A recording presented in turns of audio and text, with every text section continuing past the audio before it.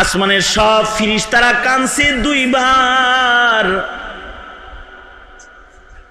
আকাশের যত ফেরেশতারা আছে সকল ফেরেশতারা একসাথে চিৎকার করে হাউমাউ করে কেঁদে দিছে দুইবার।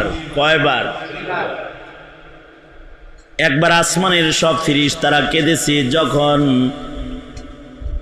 মুহাম্মাদুর রাসূলুল্লাহ সাল্লাল্লাহু আলাইহি ওয়াসাল্লাম তায়েফে গেছেন আর অসহায় হয়েছেন। আল্লাহর রাসূল দ্বীনের দাওয়াত দেওয়ার জন্য তায়েফে চলে গেছেন।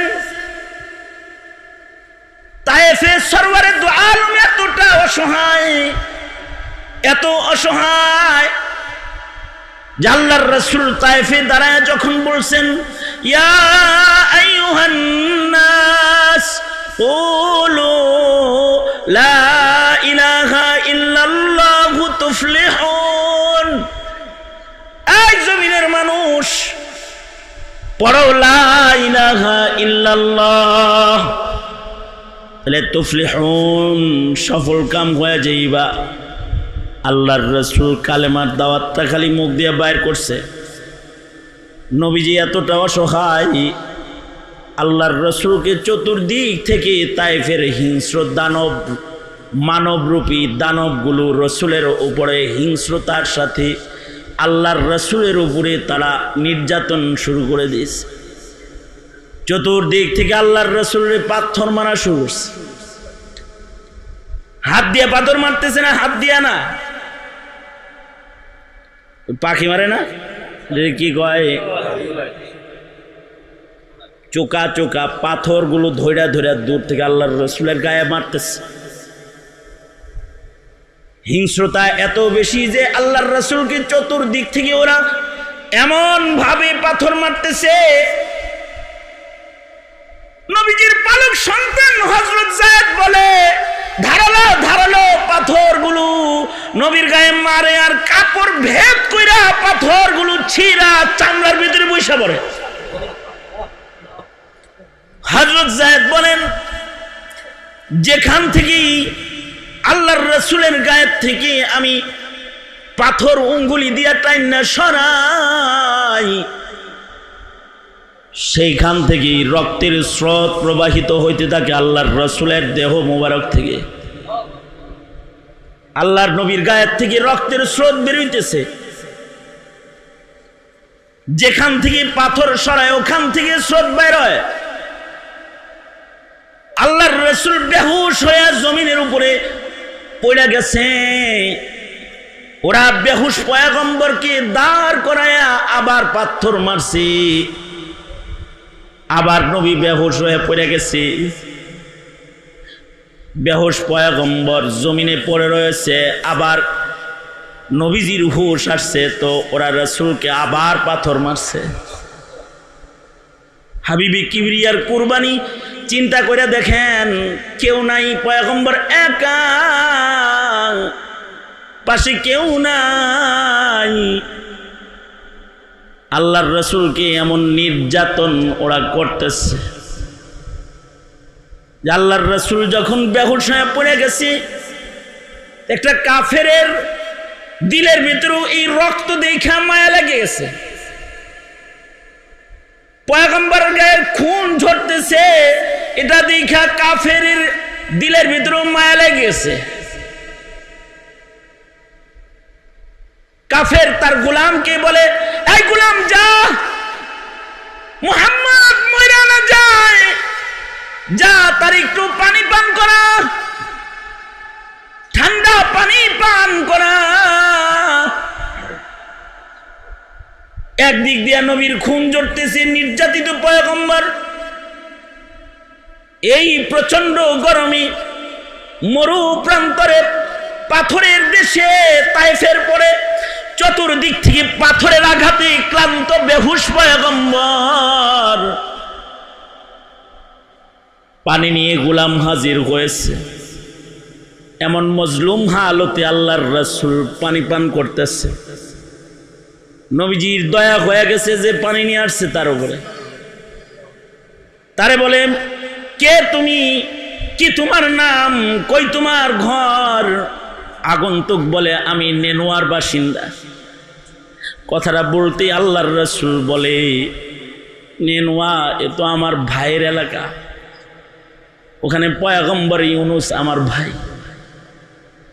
কোথায় নেনওয়া আর কোথায় তায়েফ মক্কা, তার খবর আপনার কাছে। আল্লাহর রাসূল বলে, ভাইয়ের খবর ভাইয়ের কাছে থাকবে না তো কার কাছে থাকবে? খবর তো আমার না, খবর দেয় স্বয়ং আল্লাহ।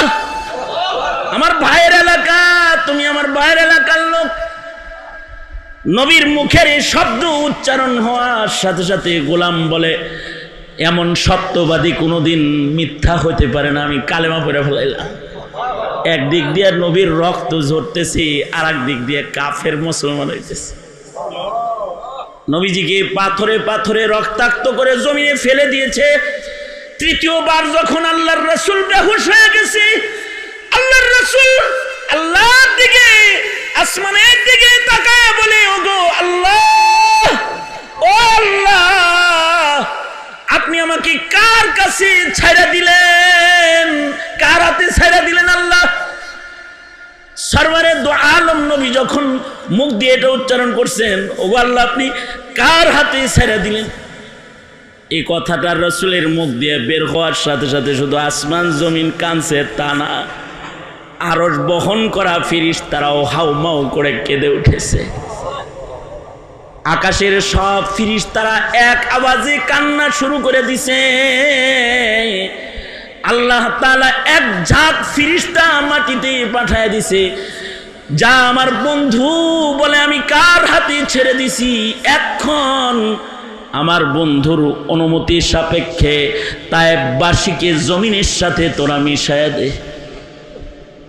আল্লাহর রাসূল সাল্লাল্লাহু আলাইহি ওয়াসাল্লামকে জিবরাইল আইসা বলে, পয়গম্বর, এরা পাহাড় পরিচালক ফেরেশতা, আপনি আদেশ করলে দুই পাহাড়ের চিপা দিয়া যারা আপনার গায়ে হাত তুলছে তাদের মাটির সাথে মিশায়া দিবে। আল্লাহর রাসূল বলেন, না, মিটায়া দেওয়া যাবে না। ওরা যদি মরে যায় তাহলে আমি কালেমার দাওয়াত দিব কার কাছে? আল্লাহর রাসূল দুহাত তুলে আল্লাহকে বলে, ওগো আল্লাহ, ওরা বুঝে না, ওগরে মাফ করে দাও। সাধারণ মানুষের প্রশ্ন হলো, আরে নেককার যদি নেককার হয় তাহলে তাগর দোয়া কবুল হয় না কে? তারা গজব চাই আনতে পারে না? না, নবী যেমন কষ্টে পড়ে বদদুয়া করে না, দোয়াই করে। মনে রাখবেন, যারা সত্যিকারের আল্লাহওয়ালা, যারা সত্যিকারের নায়েবে নবী, এদের রক্ত ঝরে কিন্তু তাদের জবান বদদুয়া পড়ে না, বদদুয়া ঝরে না তাদের মুখ দিয়া, বদদুয়া ঝরে না। তারা ত্যাগ দিতে জানে, কোরবানি দিতে জানে, বদদুয়া করতে জানে না। তবে হ্যাঁ, এই অসহায়ত্ব যত বেশি হয়, রবের সাথে বান্দার তাআল্লুক আর সম্পর্ক তত বেশি হয়। কুরবানির মাধ্যমে আল্লাহ তাআলা বান্দাকে নিজের কাছাকাছি টেনে নেয়। মুহাম্মদুর রাসূলুল্লাহ সাল্লাল্লাহু আলাইহি ওয়াসাল্লাম যখন বেহুশ হয়ে পাথরের আঘাতে আঘাতে মাটিতে পড়ছেন, এমন অসহায়ত্ব যে নবীজির এই অসহায় হালত দেখে আসমানের ফেরেশতারাও সব একসাথে চিৎকার করে কাঁদছে, একসাথে সারা আসমান কাঁদে দিছে একসাথে। যখন সারা আসমান একসাথে কাঁদতেছে, ওই সময় আল্লাহ তাআলা তার বন্ধুকে কত কাছে টানতেছে। এবং এই তাইফের মাইরের পরে আল্লাহর রাসূলকে মিরাজ করাইছেন আল্লাহ তাআলা। কে বলেছে ছেড়ে দিয়েছি? দেখেন না, আরশে আজিমে দাঁড় করায় দিয়েছি আপনাকে, আরশে দাঁড় করায় দিয়েছি, ছেড়ে দিছি নাকি?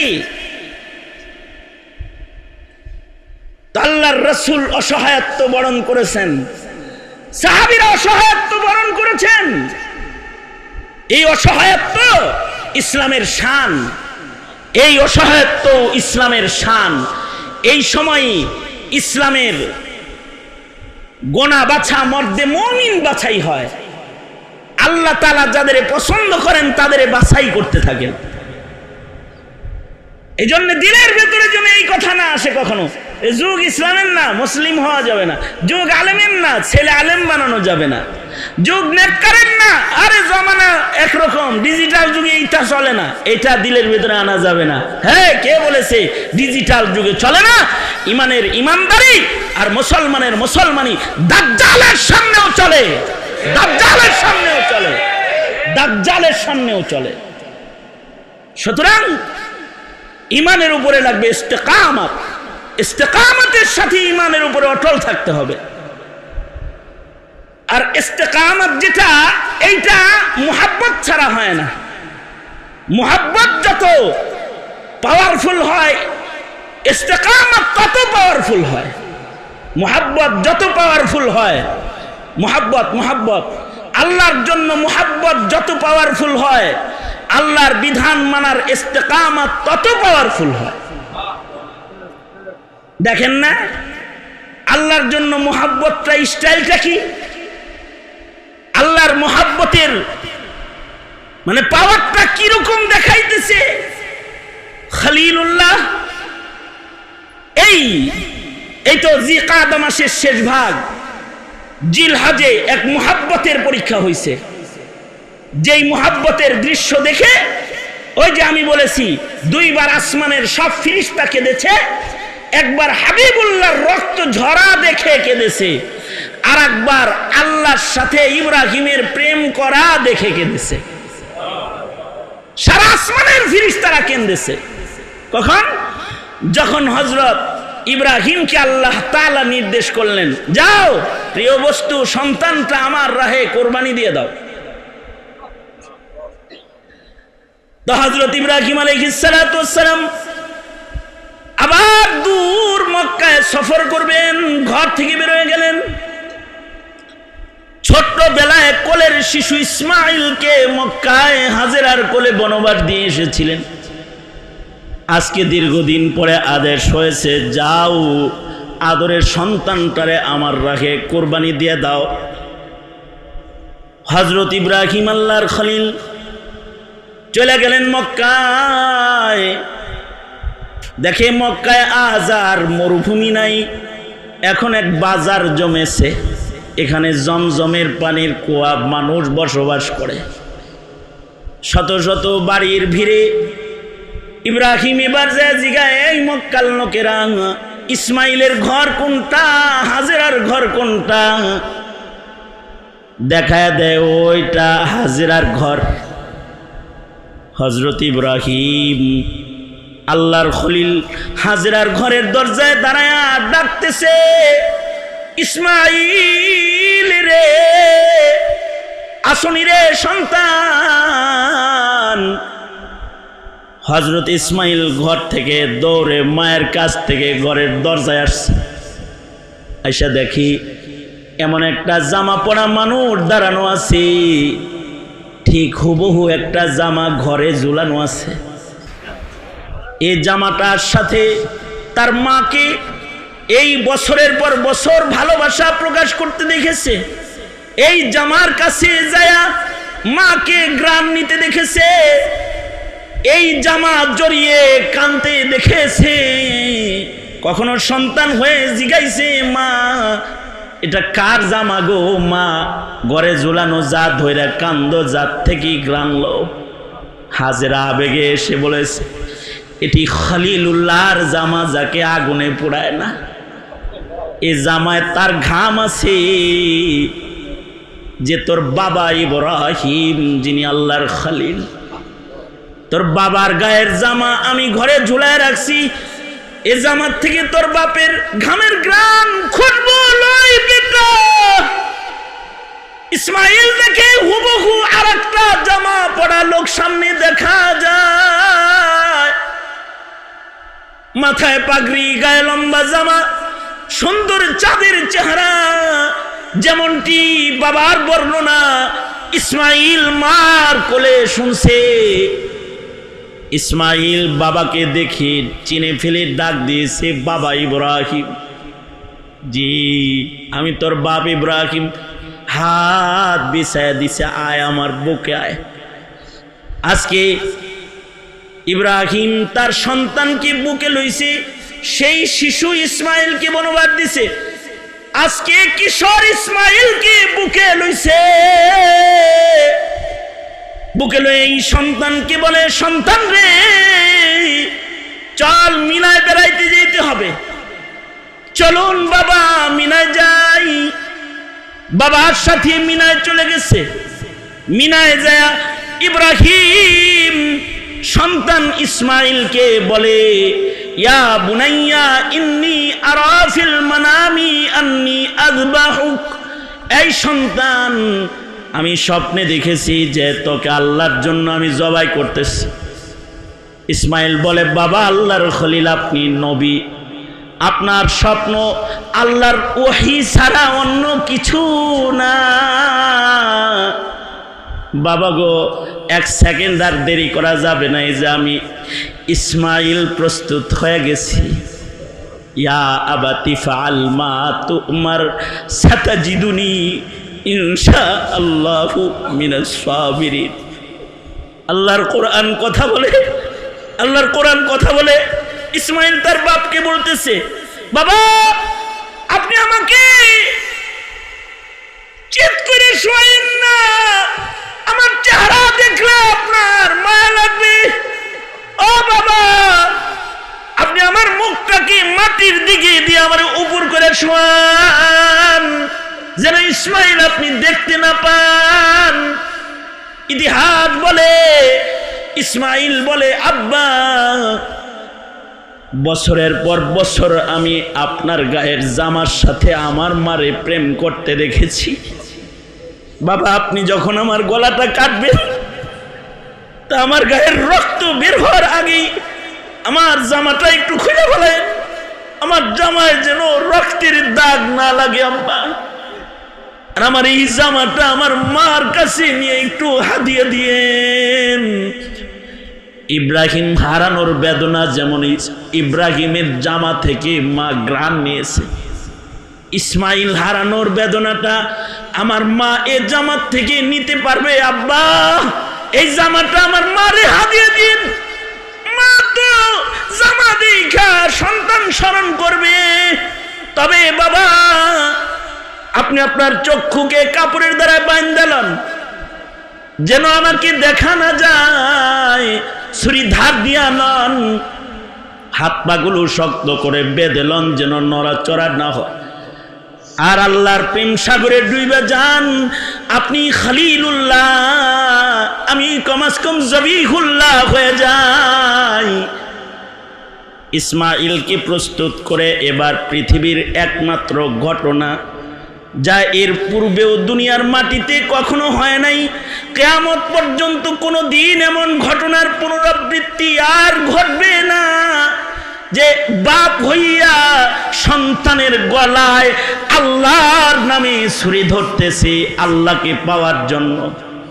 পিতা হয়ে পুত্রের গলায় যখন ছুরিটা ধরেছে আর বিসমিল্লাহি আল্লাহু আকবার বলে যখন ছুরিটা চালাইতেছে, ঠিক ওই সময় সারা আসমান কাঁদতেছে, ফেরেশতারা সব কাঁদতেছে।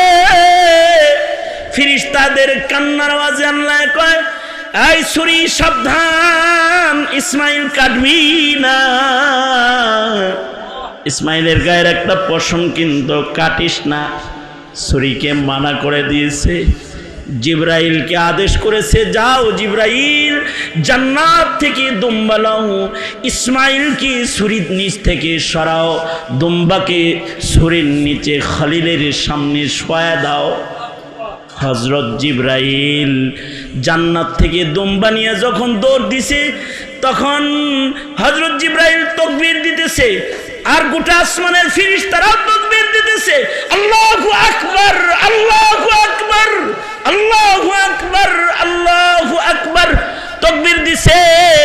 ইসমাইলের সরায়া দুম্বাকে ছুরির নিচে যখন শোয়া দিছে, তো হযরত ইব্রাহিম যখন দুম্বাটাকে জবাই করে ফেলেছে, চক্ষুটা কাপড়টা খুলেছে, খুলে দেখে এ দেখি সন্তানের লাশ নাই, এ তো জান্নাতের দুম্বা।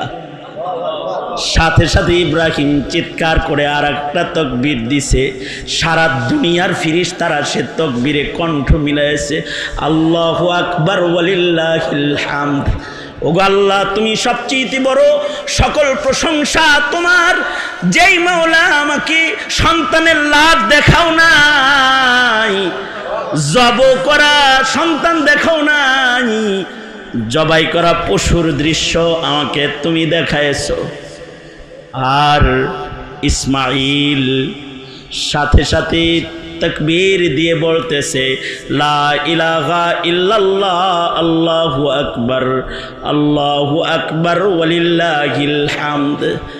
এই যে তিন মানুষের মুখ থেকে জিবরাইল, ইব্রাহিম, ইসমাইলের কণ্ঠের তাকবীর যখন চলতেছে, এই প্রেম তাকবীরে সারা দুনিয়ার ফেরেশতারা, আসমানের ফেরেশতারা তাকবীর দিতেছে। এই কারণে এই যে 9 তারিখ ফজরের নামাজ থেকে সারা দুনিয়ার তাকবীরে তাশরিক শুরু হবে। আইয়ামুত তাশরিকের 5 দিন, 13 তারিখ আসরের নামাজ পর্যন্ত প্রতি ফজরের নামাজের পরে মুসলমানরা তাকবীর পড়বে। হাজিরা মিনা ইসমাইল ইব্রাহিমের নকল করে তাকবীর পড়বে, আর সারা দুনিয়া ফেরেশতাদের নকল করে সকল বালেগের তাকবীর পড়া ওয়াজিব। পুরুষরা জোরে পড়বে, নারীরা আস্তে পড়বে। হাকিমুল উম্মত থানভী রহমাতুল্লাহ আলাইহি বলেছেন, তোমরা এই তাকবীরে তাশরিক পড়ার দিন আসার আগে, আইয়ামুত তাশরিক আসার আগে ঘরের ভেতরে তারিখ লেখা নিজের আহালকে স্মরণ করায় দিবা, তারা যেন ইব্রাহিমের সেই জবেহের দৃশ্যকে ভুলে না যায়, তারা যেন প্রেমিক হইয়া প্রতি নামাজের পরে তাকবীর পড়া লয়। বালেগ পুরুষ একবার পড়বে, ইমাম শাফি রহমাতুল্লাহি আলাইহি বলেন একবার না 3 বার পড়বে, আহমদ বিন হাম্বল বলে 3 বার পড়বে, ইমাম আজম আবু হানিফা বলে না, বালেগ পুরুষেরা, বালেগ মহিলারা একবার করে তাকবীর পড়বে। 5 বেলা ফরজ নামাজের পরে পড়বে, আল্লাহু আকবার, আল্লাহু আকবার, লা ইলাহা ইল্লাল্লাহ, আল্লাহু আকবার ওয়ালিল্লাহিল হামদ। সারা দুনিয়া কেঁদেছে, প্রেমের দৃশ্য দেখে কেঁদেছে। কারণ প্রেম যত বেশি হয়, ইস্তেকামত তত মজবুত হয়। ইসমাইলি ইস্তেকামত, হাজেরার ইস্তেকামত, আর ইব্রাহিমি ইস্তেকামত যদি কেউ নিজের ভেতরে আনতে চায়, তাইলে হাজেরার প্রেমের মতো প্রেম লাগবে, ইসমাইলের প্রেমের মতো জ্বলন লাগবে, ইব্রাহিমের প্রেমের মতো প্রেমের ঝুরির মালিকানা লাগবে, তাহলে ইস্তেকামত হবে। হাজার পাপের ভিড়ে, হাজার মুসিবত ঘিরে যখন সে বসবাস করবে, তখন তার ইসলাম, তার দ্বীন, তার ঈমান তাকে অটল অবিচল রাখবে। যদি সেই অটলতা আর অবিচলতায় স্থির থাকতে পারে, তো মরার সময় জান্নাত খুলে তাকে ডাক দেয়া হবে, ভয় নাই, আয় সিধা জান্নাতে চলে আয়, আল্লাহ তোর অপেক্ষায় আছে। আল্লাহ হবে মেজবান, তুই হবি মেহমান। আল্লাহু আকবার জোরে করে বলেন। ইন্নাল্লাযীনা ক্বালু রাব্বুনাল্লাহ, ইন্নাল্লাযীনা ক্বালু